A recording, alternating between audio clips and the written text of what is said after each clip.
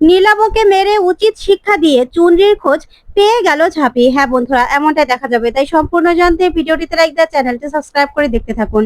গল্পের শুরুতেই দেখা যাবে ঝাঁপিকে নীলাবর বোন একটা চিঠি দেয়। তখন সেই চিঠিটা ঝাঁপি পড়ে তো চমকে যায়। সেখানে স্পষ্ট লেখা ছিল যে চুনরি কোথাও যায়নি, ওর দাদা আর বৌদি মিলেই কিছু একটা করেছে।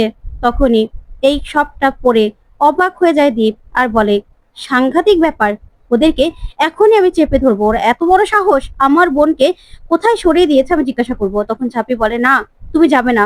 ওরা কি স্বীকার করবে? দেখলে তো, ওদেরকে তো আর কম চেপে ধরা হলো না, কিন্তু আমাদেরকে প্রমাণ খুঁজে বের করতে হবে, না হলে পুলিশের কাছে গেলেও না ওদের বিরুদ্ধে কেউ মুখ খুলবে না।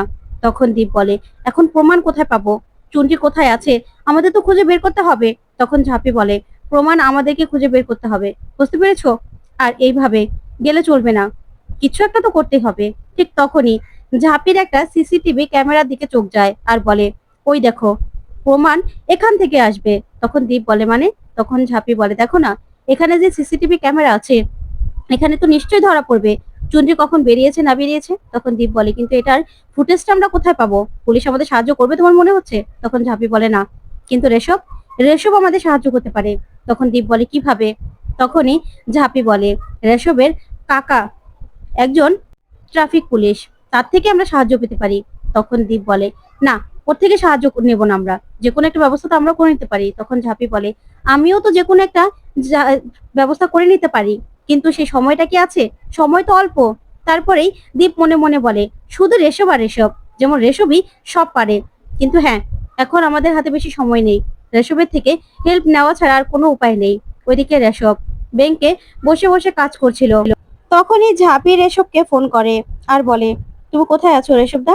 তখন রেশব বলে, আমি তো ব্যাংকে আছি। তখন ঝাঁপি বলে, আমি না থাকাতে তোমার উপর খুব চাপ পড়ে যাচ্ছে, তাই না? তখন রেশব বলে, না না, এটা তো আমার কাজ। তখন ঝাঁপি বলে, দেখো, একটা হেল্পের জন্য তোমার কাছে ফোন করেছি। তখন রেশব বলে, কি হয়েছে বল? তখন ঝাঁপি বলে, দেখো, চুনরি তো এখনো কোনো খোঁজ পাইনি, তবে একটা সিসিটিভি ক্যামেরা দেখা গেছে, যেখান থেকে চুনরি কখন বেরিয়েছিল সেটা অন্তত জানা যাবে। তাই তুমি কি আমাদের সেই সিসিটিভির ক্যামেরার ফুটেজটা বের করে দিতে পারবে? তোমার কাকা তো ট্রাফিক পুলিশে আছে। তখন এসব বলে, হ্যাঁ হ্যাঁ পারবো, তুই সেখানকার ঠিকানাটা আমাকে ডিটেলসে পাঠিয়ে দে, আমি দেখছি। তখন ঝাঁপি বলে, ঠিক আছে। তারপরে ঝাঁপি দ্বীপের দিকে তাকিয়ে মনে মনে বলে, দেখো মুখটা কেমন করে রেখেছে। তখনই দীপ বলে, চলো। এই বলে চলে যেতে লাগলে ঝাঁপি আবারও মাথা ঘুরে পড়ে যেতে লাগে। তখন দীপ বলে, মাথা ঘুরে পড়ে যাচ্ছিলি তো? তোকে কতবার বললাম না খেয়ে বেরোবি না, তুই না খেয়ে কেন বেরোলি বলতো? তখন ঝাঁপি বলে, কি করব, চন্ডির চিন্তায় খাবার দাবার যায় নাকি? তখন দীপ বলে, তুই তো একদম ঠিক করেই নিয়েছিস যে তুই আমার কোনো কথা শুনবি না, তাই না? তখন ঝাঁপি মনে মনে খুব খুশি হয়ে যায়। তারপরে দেখা যাবে রেশব সেই সিসিটিভি ফুটেজ নিয়ে বাড়িতে আসে। তখন সবাই মিলে ল্যাপটপে দেখতে থাকে। ওইদিকে ইনকাও দেখতে থাকে। তারপরে দেখা যাবে রেশব বলে, এখানে তো চন্দ্রিকে কোথাও দেখা গেল না। তখনই ঝাঁপির হঠাৎ করেই কিছু একটা দেখে ঝাঁপি বলে, দাঁড়াও দাঁড়াও দেখি। তখন ঝাঁপি ভালো করে দেখে। তারপরে দেখা যাবে দীপের মা বলে, কেউ চন্দ্রিকে দেখতে পেলো না, ও দেখে ফেললো। তখন ঝাঁপি বলে, না কাকিমা, আমিও দেখিনি, কারণ চন্দ্রি তো বেরই হয়নি বাড়ি থেকে, তবে নীলাবও বেরিয়েছিল অনেক বড় একটা লাগেজ হাতে, দেখো তোমরা। তখন নীলাবর সেই লাগেজ হাতে দেখাচ্ছে ঝাঁপি। তখন তো সবাই দেখে চমকে যায় যে নীলাব লাগেজটাকে টেনে টেনে নিয়ে যেতে পারছে না, হাঁপিয়ে যাচ্ছে। তখন ঝাঁপি বলে, দেখো। তখনই রেশব বলে, আর 1 ঘন্টা পরে ফিরেও এসেছে, দেখো। ওইদিকে ইনকা মনে মনে বলে, এই ঝাঁপি না সত্যি খুব ইন্টেলিজেন্ট, না হলে ঠিক সেটা ধরে ফেললো যে নীলাবও বেরিয়েছিল, চুনরি বেরোয়নি। ওইদিকে চুনরির মা বলে, তাহলে কি আমার চুনরিকে ওরা মেরে ফেলেছে আর লাগেজে করে ওকে ফেলে দিয়েছে? তখন ঝাঁপিও আতঙ্কে থমকে যায়। তখন রেশব বলে, দেখো, নীলাবও পরে লাগেজটা নিয়ে এরকম ভাবে আসছে যে লাগেজটার মধ্যে কিছু একটা তখন ছিল। তখন চুনরির বাবাও চমকে যায়। তখন দীপের বাবা চুনরির বাবাকে বলে, রূপ, তুই এটা করতে পারলি? মেয়েটার জীবনটা পুরো শেষ করে দিলি। তারপরেই রেশব রেশব সবার কথা শুনে চুপ করে দাঁড়িয়ে থাকে।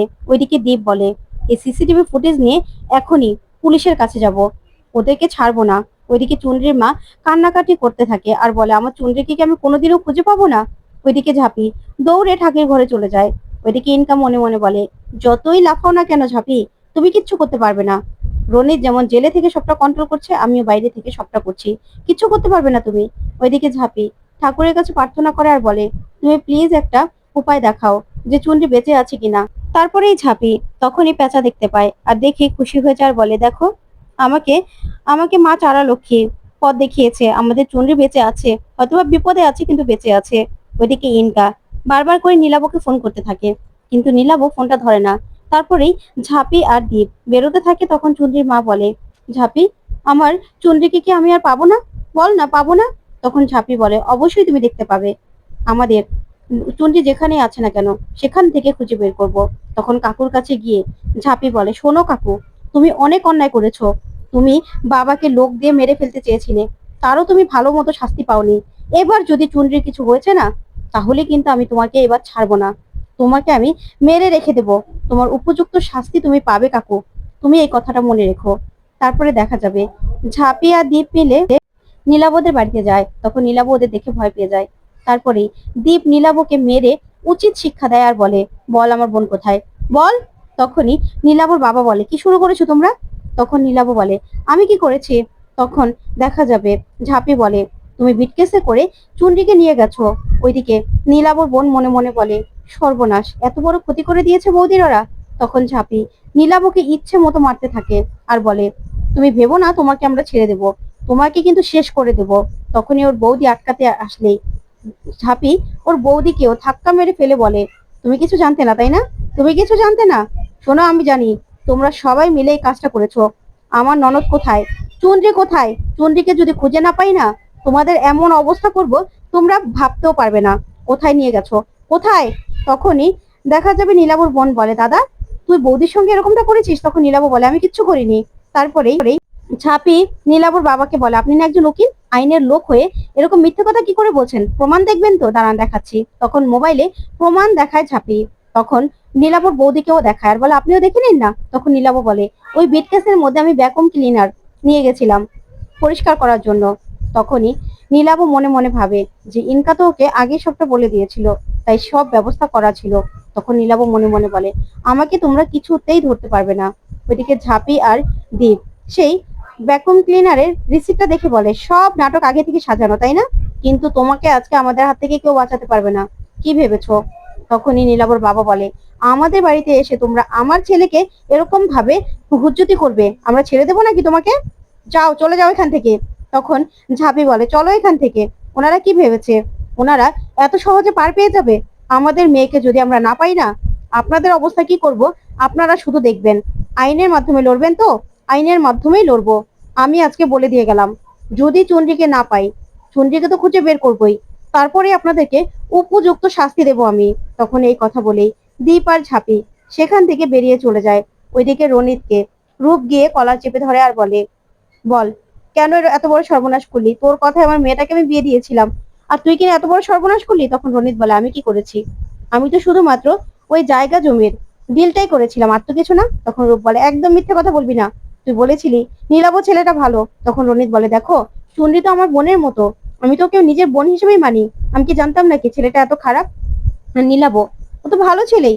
তখন রূপ বলে, একদম বাজে কথা বলবি না, আমার মেয়েটাকে ওরা মেয়েটা গুম করে দিয়েছে, মেয়েটার কোনো খোঁজ পাচ্ছি না, মেয়েটার জন্য আমার কষ্ট হচ্ছে। তখনই রনিত বলে, কি বলছো তুমি? কেন এরকম কেন মনে হচ্ছে তোমাদের? ওইদিকে দেখা যাবে চুনরি চুনরিকে সাজতে বলছে সেই মহিলা। তারপরেই চুনরি বলে, না আমি সাজবো না। তখন সেই মহিলা বলে, আজকে তোর প্রথম দিন, আজকেই তো তুই যদি ভালো করে মানুষকে পটাতে পারিস, তাহলেই তো তোর জীবন একদম রঙিন হয়ে যাবে, বুঝতে পেরেছিস? জীবনটা কেন উপভোগ করতে পারবি। তখন চুনরি বলে, আমি ওরকম মেয়ে নই, আমাকে প্লিজ আপনি বাড়িতে যেতে দিন, বাড়িতে যেতে দিন আমাকে, আমাকে এরকম করে মানুষের কাছে নিয়ে যাবেন না। তখনই মহিলা বলে, আমার মাথা একদম গরম করবি না, বুঝতে পেরেছিস? তোকে আমি টাকা দিয়ে কিনেছি, একদম মাথা গরম করবি না। এই বলে চুনরিকে মারতে থাকে আর বলে, তোকে সাজতে হবে, সে যে যেতে হবে।